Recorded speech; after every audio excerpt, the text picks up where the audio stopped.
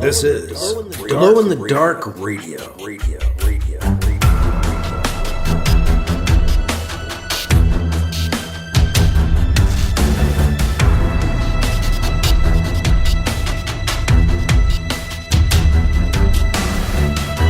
The science fiction podcast with original independent science fiction written and performed by Mike Luoma, with music by Kevin MacLeod.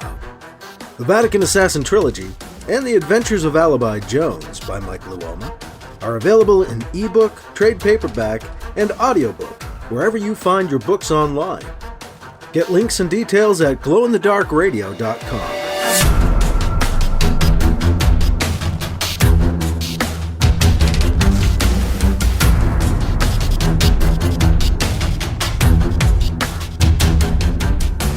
This is the Science Fiction Podcast, Glow in the Dark Radio. I'm your host, your writer and reader, Mike Luoma. And I've got Chapter 4 of the novel, Alibi Jones, as part of the Adventures of Alibi Jones Chronological Omnibus on the Glow in the Dark Radio Podcast. Chapter 4, Alibi Jones and his two unlikely companions are escaping from the alien Tek'Tah, trying to get off their planet of Tek'Ti'Karn. The only thing these three have in common is that they were thrown in a cell together after busting out of their prison and eluding capture as they made their way to a nearby spaceport. The other human, Piccolo, led Alibi Jones and the cat-like alien Kit, he's a Dakhur, into a ship's bay owned by the xenophobic aliens the Devrisian, who are said to kill other species on sight. They were not seen as they boarded an old stinger ship belonging to an acquaintance of Piccolo's. Alibi was able to get behind the controls and lift the ship off, and now they're heading for space, and we're heading into Chapter 4 of the original novel, Alibi Jones, on Glow in the Dark Radio. If only the ship didn't smell so bad. Before we get into the chapter, a little book news. I have a sort of new book out this week, which may or may not interest you. It's a paperback version, full-color version of a photo book, The Ancient World Around Us. Pictures and descriptions by Mike Luoma, yours truly. These are images from 2019 through 2021, many of them featured in my 2022 calendars. So it's not a new book by any stretch. It's been out on Kindle since November of 2021, but now it's going to be available as a paperback. So again, not new, but it's now in physical form, 46 full-color pages for $19.95, with the Kindle for $4.99. And these are exclusive to Amazon in this case. I'm also toying with a new comic book anthology, thinking of putting together Alibi Jones's stories. I don't have the equivalent of the Chronological Omnibus for his comic book stuff. They're all in different volumes, 1, 2, and 3.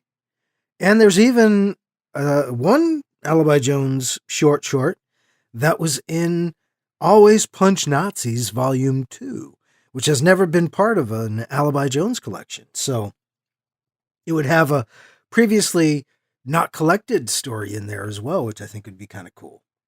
So I was thinking, and maybe this is too corny, but I was thinking of calling this collection of his comic book stories, The Adventures of Alibi Jones, the Chronological Omnibus.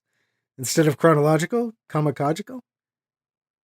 I thought of comicological, but it has an extra syllable in there, and I thought, it sounds too much like comicsology, so I don't want to get sued.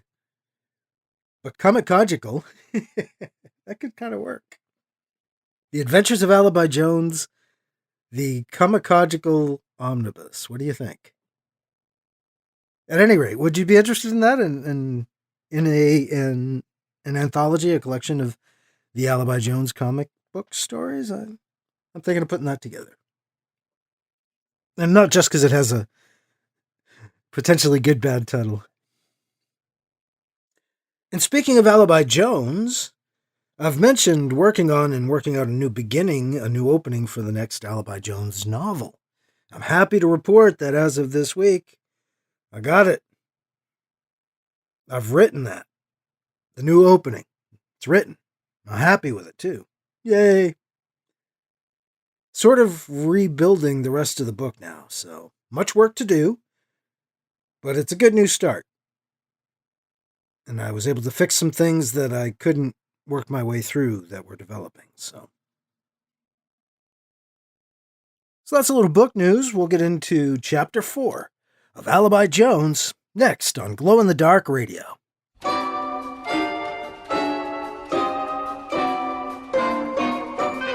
The Flash Pulp Podcast. 3 to 10 minutes of fiction brought to you thrice weekly. Now it's 3 apocalypses in one. Yeah! Suffering from tough, stuck-on humans? Well, 20 hellish hours of suffocation in the all-encompassing web of Karwik the Spider God will get them right out. Too many brains lying around? The ravenous mouths surrounding zombie-fighting Ruby will quickly clean those up. Nosy neighbors? Infect them with the murder plague, and watch as they dissolve into paranoid maniacs bent on the preemptive assassination of their friends and family. Why stop at one end of the world when you can have all three? You can find them all at flashpulp.com or search for them on iTunes.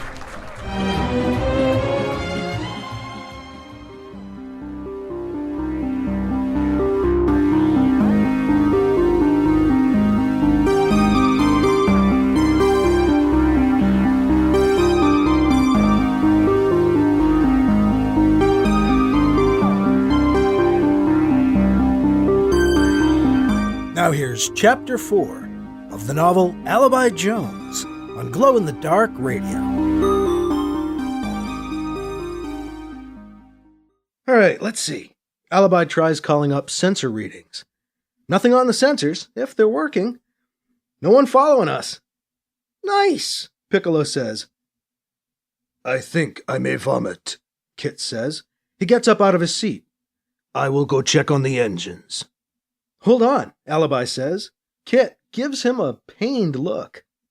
Sorry, man, but we've got to figure out where we're going first. Anywhere away from here is fine with me, Kit says, turning away.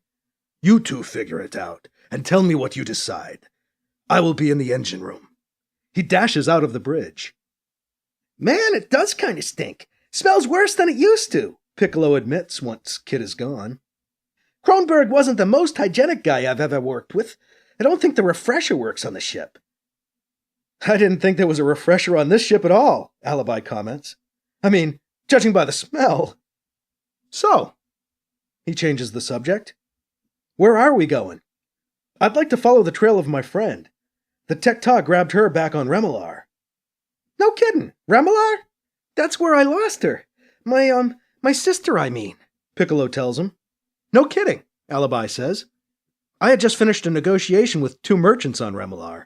Had some time before my flight back to Cat's Eye, so I decided to look up an old teacher of mine, Minerva Kay. She was my alien cultures professor back in high school on Cat's Eye. She really was into alien cultures and ended up moving out to Remelar to study the Flays and learn more about the Tek'Tah and the Dakhur. She's been working on a book on the Dakhur and Dakhur culture. She's the reason I know so much about them, he tells Piccolo. Alibi pauses, sad but still warmed by thoughts of his absent old teacher and friend. I meant to look her up when I got to Remelar, but the negotiations were too involved. I couldn't get away. She knew I was there for a meeting. We'd even gotten in touch beforehand. I finally had a chance to visit her when the negotiations concluded. There was no answer when I knocked on her apartment door. I knocked a few times, enough so that one of her neighbors came out to give me a hard time about the noise. She lives in a small apartment building in the Remelar Centropolis, in the human sector of the city. Has an old domo for a neighbor. One of the last of them, I guess. The domo actually came out to talk to me about knocking so much and so loud. The domo said he hadn't seen her around for a few days, if you can trust that. A domo, huh? I thought they'd all died out, Piccolo asks. Not all of them, not yet, Alibi says. This one was old but still alive. It went back into its apartment and left me alone after that. It's too bad the people there didn't leave it alone, Alibi says sadly. I tried Miss K's apartment door. It was open, so I went in. I was already worried that I was going to find her unconscious or worse, you know? Piccolo nods. Alibi continues, but I didn't find her at all. She wasn't in her apartment, but all her stuff, all her personal belongings were still there. Her wanderer was still there, so she really couldn't have gone far. It hadn't been used in a week or so. I figure that's how long she'd been missing. I asked around, but the aliens that Miss K was so fond of had nothing to say to me about her. I thought that a human among them would be different enough to stand out, but they didn't seem to have really noticed her. Alibi shakes his head. And they didn't seem to notice she was gone. Her domo neighbor bothered me. Seemed like he was hiding something. And the local Tek'Tah merchant outpost was downright hostile. It was the first time a Tek'Tah dressed me down for supposedly thinking I was special because I'm human. They do not like us.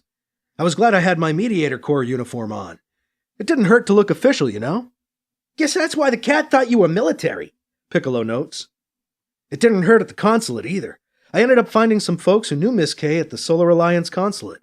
They have informal gatherings there for the local humans on weekends, and she used to attend. A group of them helped me knock on doors and ask questions until it got ugly. It got ugly? Piccolo asks, perking up. Now I'm interested. Nice, Alibi says with a sneer. Yeah, it got ugly with that domo next door. Really? Did it turn into a vampire, try to suck your blood? Piccolo prods. They kind of just are vampires. They don't turn into them, Alibi corrects him.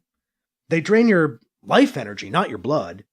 When I first met Miss K's next-door neighbor, I felt myself getting tired. I don't think they can help it. Or they don't care, Piccolo points out. So what happened?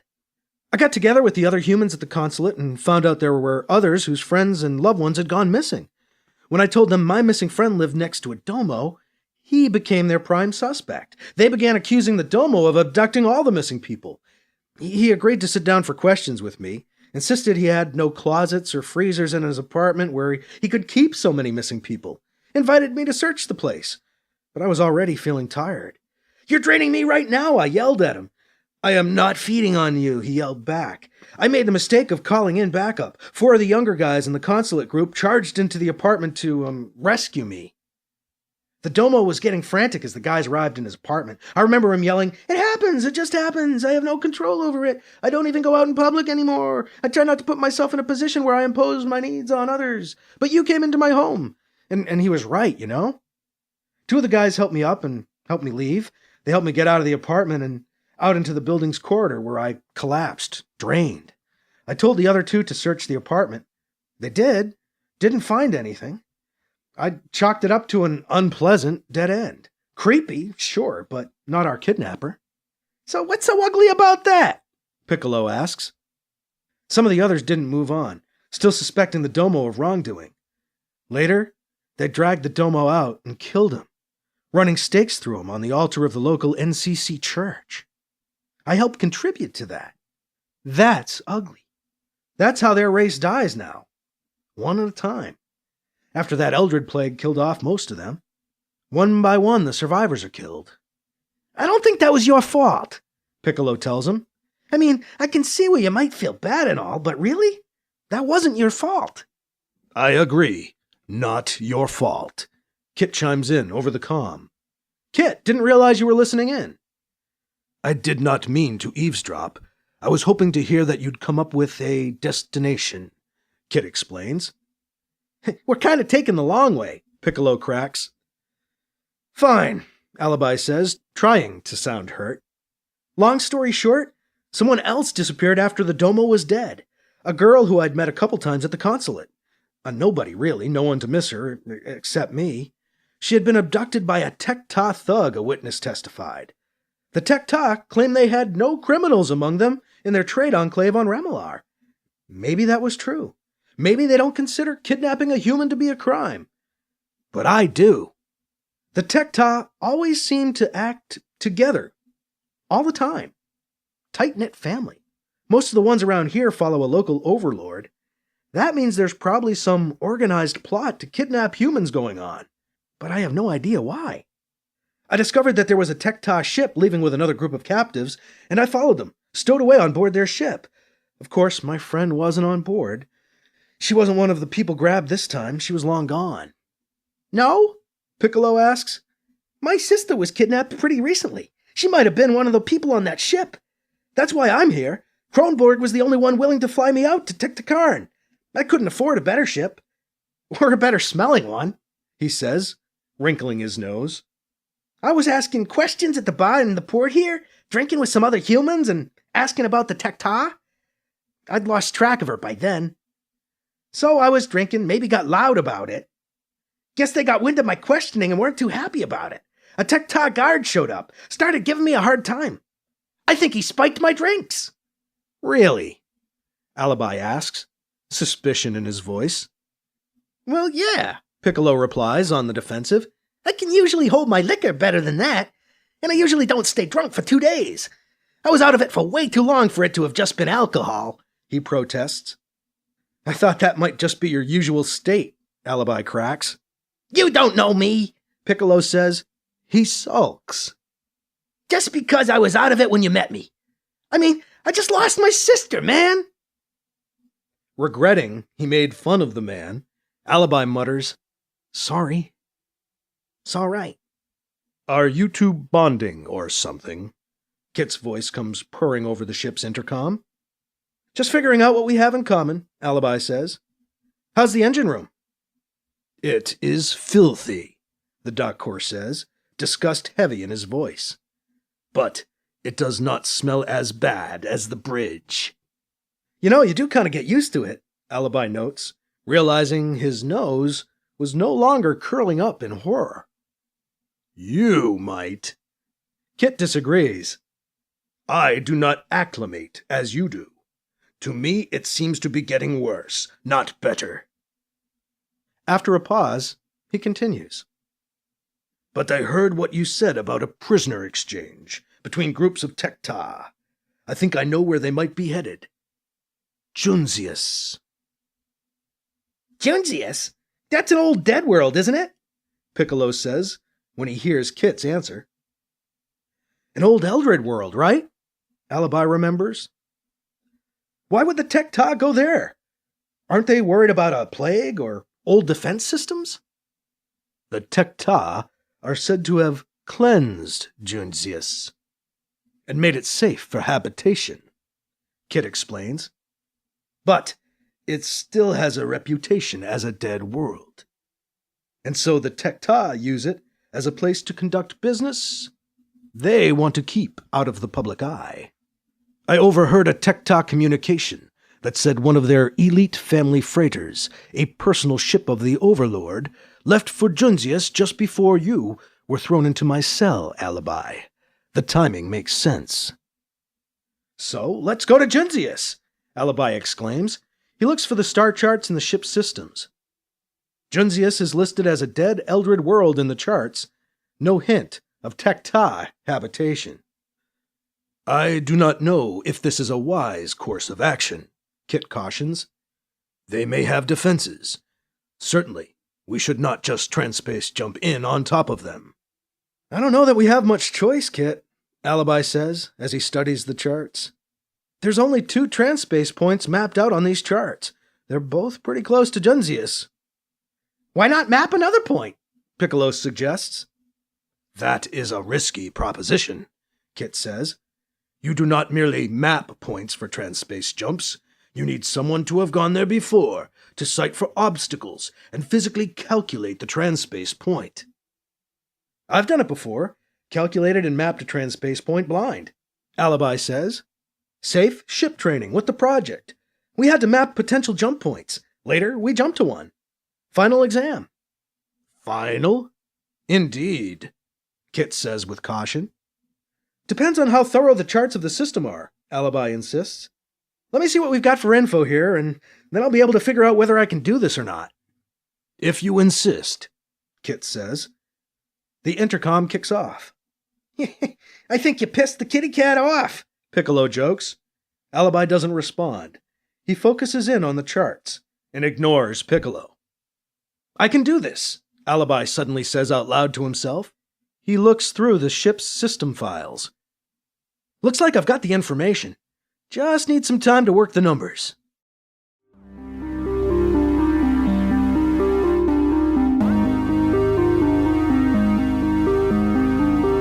That was Chapter 4 of Alibi Jones, the novel, on Glow in the Dark Radio.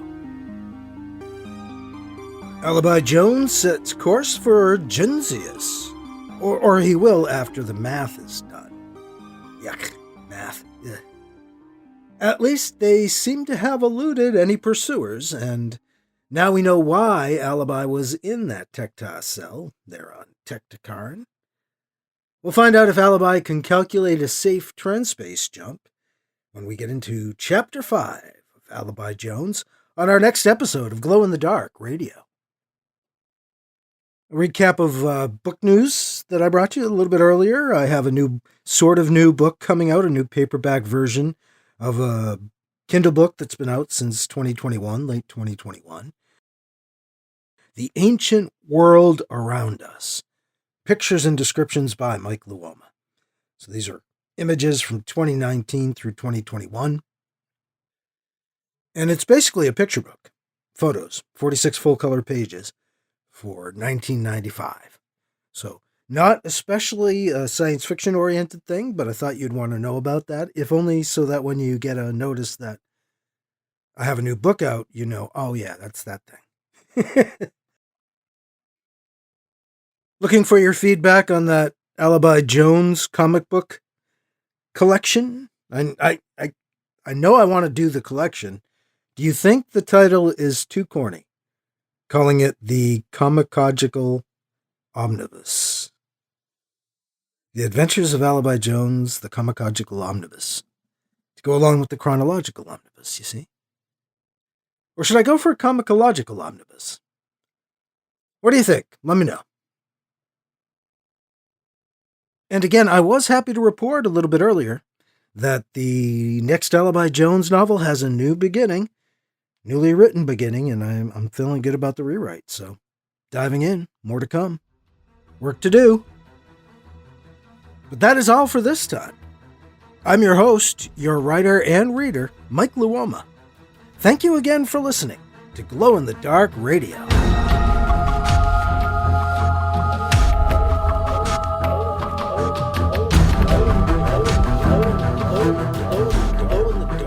Glow in the Dark Radio.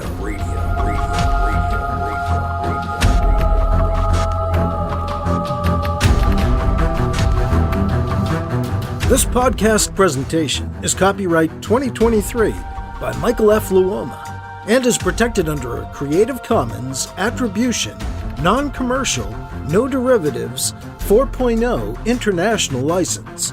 CC by NCND 4.0. Music by Kevin MacLeod. You can find his work at incompetech.com.